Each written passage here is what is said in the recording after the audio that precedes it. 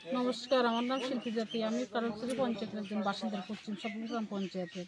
আমরা এখন যে জায়গাটার মধ্যে বাস করতে আছি ওই জায়গাটা পশ্চিম সবল গ্রাম পঞ্চায়েতের আওতার মধ্যে পড়তে আছে। আমরা সরকার থেকে সব রকমের সুযোগ সুবিধা পাইছি, সব রকম পাইছি, কিন্তু দেখা গেল কি এখন বিগত আমরা 30 বছর এই জায়গাটার মধ্যে বসবাস করতে আছি।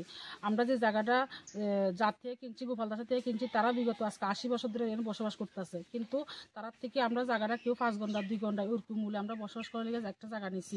সবাই আমরা এখানে টোটালি 14 পরিবার আছে। 14 পরিবারের মধ্যে টোটাল মানুষ আমরা এখানে 70 থেকে 80 জন পরিবারের লোক আছি সবাই মিলে।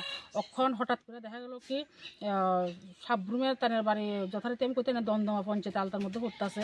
তানের একজন বাসিন্দার আগের থেকে 30 বছর পরে আমরা এখানে বসবাস করতেছি, 10 বছর পরে আয় করতেছে এই জায়গার মালিক তাই নেই। হঠাৎ করে আসার আমরা কাছে দাবিদার করতেছে, কিন্তু আমরা জানি না যে এই জায়গার আসলে মালিকানা কে। তখন তারা মধ্যে কি হয়েছে না হয়েছে, গোপালদাস হলো তাহলে কেস মামলা হয়েছে। ওনার পরে অক্ষণ আমরা বাড়ির মধ্যে আয়া চাপ সৃষ্টি করতে আসে, আমরা জায়গা ছাড়ো, সব কিছু ইয়ে করো, নাহলে কিন্তু ইয়ে হইব। কালকে হঠাৎ করে আয়া সেরা ডলার টলার আনি আমরা বাড়িঘরটা সব ভেঙে দিতে আছে, সব কিছু তুলপাট করে দিতে আছে।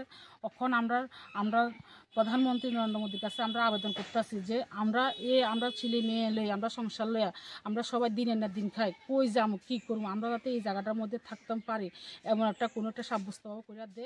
আর যে জায়গাটা মালিক করতেছে মালিকানা চাইতেছে তাই না, কিন্তু কোনো একদিন অ্যালটমেন্ট পাইছে।